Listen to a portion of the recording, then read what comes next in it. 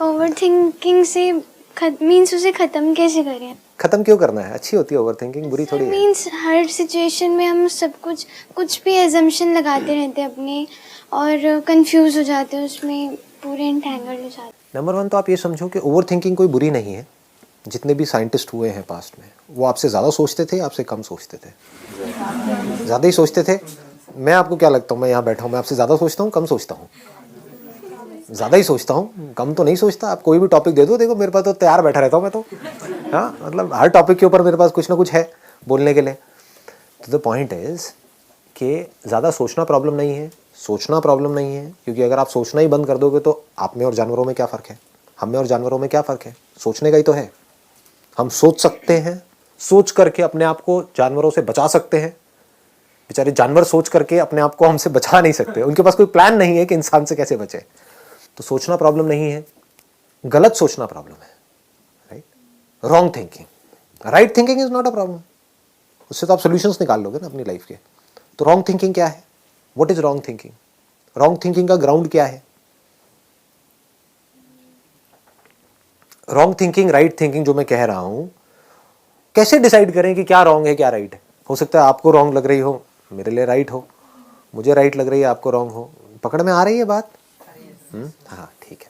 Right thinking मतलब clear thinking, सीधी thinking, एकदम सीधी सादी जैसे बोलते हैं ना।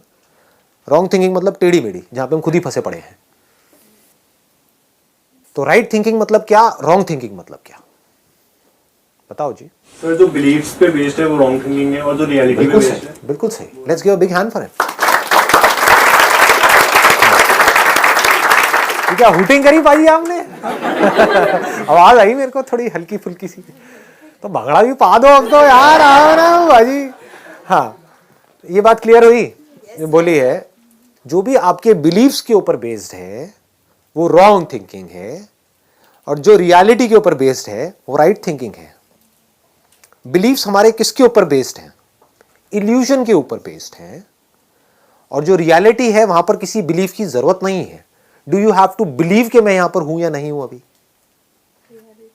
क्यों बिलीव? बिलीव करो, विश्वास करो कि मैं यहां पर हूं।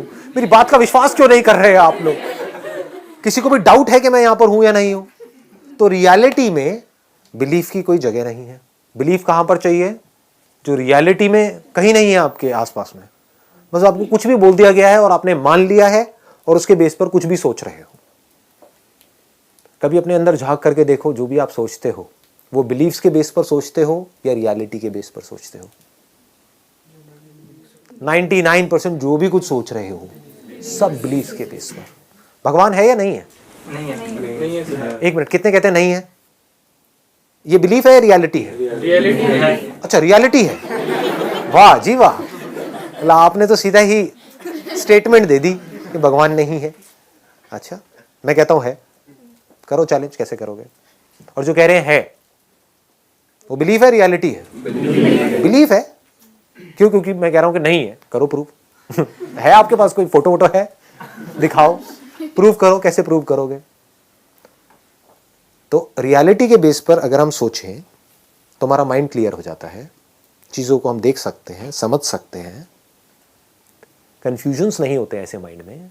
ऐसे माइंड में अंदर कॉन्फ्लिक्ट्स नहीं होते हैं। बिलीव्स के बेस पर कॉन्फ्लिक्ट्स होते हैं, क्योंकि बिलीव आप कैसे करते हो? आप एक किताब के बेस पर बिलीव कर रहे हो, या आपके पेरेंट्स ने कुछ आपको कहा उसके बेस पर आप बिलीव कर रहे हो। दूसरा कोई बंदा आ जाएगा जिसने किसी और रिलीजन की किसी और किताब में कुछ पढ़ा है, तो वहां पर लड़ाई झगड़ा हो जाएगा, कॉन्फ्लिक्ट हो जाएगा। तो जब बाहर कॉन्फ्लिक्ट होगा तो अंदर भी कॉन्फ्लिक्ट होगा। कॉन्फ्लिक्ट वाले माइंड को ही प्रॉब्लमैटिक माइंड बोलते हैं। जिस माइंड में कोई कॉन्फ्लिक्ट ही ना हो, कॉन्फ्लिक्ट की गुंजाइश ही ना हो, उसको क्लियर माइंड बोलते हैं। तो क्लियर माइंड कैसे होता है? जो भी बोलना है, जो भी सोचना है, रियलिटी के बेस पर। तो रियलिटी क्या है? भगवान है या नहीं है? क्या बोलना है? रियलिटी क्या है? पता नहीं। बिल्कुल सही, पता नहीं, I don't know, that is reality. अभी आपके लिए यही रियलिटी है। लेकिन किसी दिन भगवान आपके एक्सपीरियंस में उतर आए, तब आप बोल सकते हो यस आई नो। तब आपको बोलना भी नहीं पड़ेगा, आपकी आंखों में दिख जाएगा कि भगवान आपके आसपास में है, आपके अंदर है या नहीं है। आप बिलीव कर रहे हो कि भगवान हमारे अंदर है क्योंकि वहां लिखा हुआ है, या आपको पता है कि भगवान मेरे अंदर है? तो बिलीफ और रियलिटी में फर्क को हमको समझना है। If you can understand that, तो ये जो ओवर थिंकिंग जो प्रॉब्लम है, जो आई एम 100% श्योर आप सबकी है, सुबह ब्रेन एक्टिवेट हो जाता है और रात तक जब तक सोने की कोशिश कर रहे होते हैं वो एक्टिवेटेड रहता है। कुछ भी थॉट्स आ रहे होते हैं माइंड में। जैसे कोई भूत की पिक्चर देखी या आपके भाई ने आपको कोई भूत प्रेत की कहानियां सुनाई, अब रात को नींद नहीं आ रही। क्यों नहीं आ रही? क्योंकि डर लग रहा है, भूत प्रेत दिमाग में घूम रहे हैं। तो क्या ये आपके बिलीफ्स हैं जिसके बेस पर आप सोच रहे हो, या रियलिटी है? कैसे होगी बताओ? सिर्फ ये समझने से होगी कि ये बिलीफ्स हैं, ये कोई रियलिटी नहीं है, इल्यूजन्स हैं। सर भूत नहीं है, मेकअप है। हाँ भूत नहीं है, मेकअप। हाँ, भूत नहीं है, मेकअप है। ध्यान से जा करके देखो वहां पे टेलीविजन में, आप देखोगे तो आपको समझ आएगा ये तो मेकअप है। ऐसी भूत तो मैं भी बन सकती हूँ, उससे बेटर बन सकती हूँ। इनफैक्ट मुझे तो मेकअप की भी जरूरत नहीं।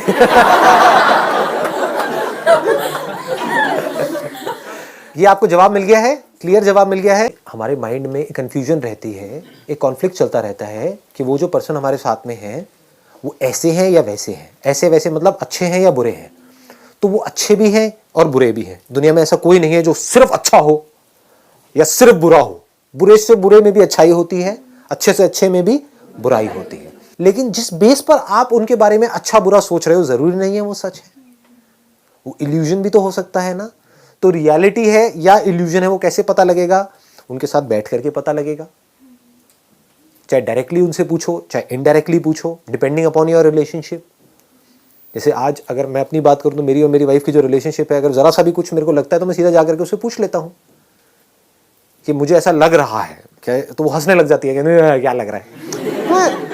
मुझे थोड़ी एक्चुअल में पता है कि वो अपने माइंड में क्या सोच रही है। तो मैं क्या करता हूं, जा करके उससे पूछ लेता हूं, तो पता लग जाता है कि वो मेरा बिलीफ था या रियलिटी थी। तो माइंड में कभी भी चीजों को पड़े मत रहने दो। ये जो चीजें पड़ी रहती है ना, ये सड़ने लग जाती हैं टाइम के साथ साथ।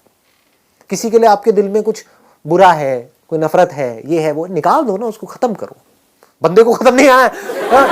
एक मिनट, समझे मैंने क्या बोला? यही प्रॉब्लम है, आप कुछ और मत समझ जाना। खत्म करो मतलब उस बात को खत्म करो, या तो उससे बात करके उस प्रॉब्लम को सॉल्व करो, या फिर अगर बहुत ही ज्यादा किसी के लिए कोई खुंदक है तो कमरा अपना बंद करो जिस वक्त घर में कोई ना हो, और चीखो चिल्लाओ, ये करो वो करो, कुछ भी। 2-4 कांच के ग्लास ले लो, तोड़ दो ऐसे करके, बाद में उसको साफ कर दो, थोड़ा खून वून भी निकल आएगा तो रिलैक्स हो जाओगे। तो अंदर की जो भी भड़ास है वो निकाल दो, मतलब उसको दबा करके मत रखो अपने अंदर।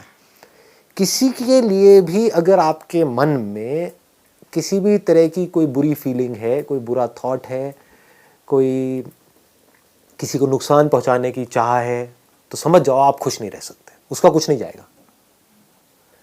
मतलब आपको अपने माइंड को क्लियर करना है, पहले ये समझ लो। ये हम बड़ी गलती करते हैं। हम क्या कर रहे हैं, हम उसको कन्विंस करने की कोशिश कर रहे हैं। हो सकता है आपकी किसी के साथ लड़ाई हो, लेकिन वो एंड तक आपसे लड़ता ही रहे, मरते दम तक आपसे नाराज ही रहे। आपने कोई गलती कर दी, आप उससे माफी मांग रहे हो, लेकिन फिर भी वो आपको माफ नहीं कर रहा है। तो आपको अपने माइंड को क्लियर करना है, आपको अपने आप को माफ करना है कि I am just a human being, मेरे से कोई गलती हुई और मैंने खुद को माफ कर दिया। अब उसने नहीं किया तो वो उसकी प्रॉब्लम है, वो मरेगा पूरी जिंदगी के लिए, वो सड़ेगा अंदर ही अंदर। इसको सड़ना बोलते हैं, अंदर ही अंदर। कोई आपसे जेलसी कर रहा है तो आपको वहां पर उसके माइंड को क्लियर नहीं करना है कि वो आपसे जेलसी ना करे। उसको आप कैसे क्लियर करोगे? आपको अपने माइंड को क्लियर करना है कि मेरे अंदर जेलसी पैदा ना हो। कोई अगर अपने आप को आपसे कंपेयर कर रहा है तो कोई बात नहीं, करने दो, उसकी अपनी प्रॉब्लम है। आपको खुद को किसी से अपने आप को कंपेयर नहीं करना है। जहां आप कंपेयर करते हो वहीं आप फंस जाते हो। या तो आपकी ईगो बढ़ेगी, या अपने आप को नीचे गिराया तो आपकी सेल्फ एस्टीम की धज्जियां उड़ जाएंगी। तो ना अपने आप को किसी से कम समझना है, ना ज्यादा समझना है। ये बात पकड़ में आ गई है ना? ये कुछ बेसिक्स है लाइफ के। अगर ये हम समझ पाए ना और इस तरह से चल पाए, मतलब अल्टीमेट गोल क्या है यहां से, इफ यू रियली वांट। एक है आपने सिर्फ पूछने के लिए पूछा है कि मैं अपनी ओवर थिंकिंग को कंट्रोल कैसे करूं, क्योंकि ये कोई छोटा सवाल नहीं है। If you really mean it, क्योंकि इससे बड़ी कोई चीज है नहीं लाइफ में। इसकी वैल्यू क्या है? आपके जो अंदर की दुनिया है वो बिल्कुल क्लियर हो जाए। इसी को तो खुशी कहते हैं। और खुशी क्या है? बाहर चिल्लर पिल्लर मिल जाएगी, वो खुश, उससे खुश हो गए आप। समझे? आपने कहा किसी से कंपैरिजन नहीं करना चाहिए हमें। ऐसे क्यों सर? करो कंपैरिजन, करो और फिर देखो अंदर क्या होता है, तो धीरे धीरे समझ आएगा। नहीं, I am not joking, seriously समझो। आप कह रहे हो कंपैरिजन करना चाहिए नहीं करना चाहिए, तो मैं कह रहा हूँ I may be wrong I may be right.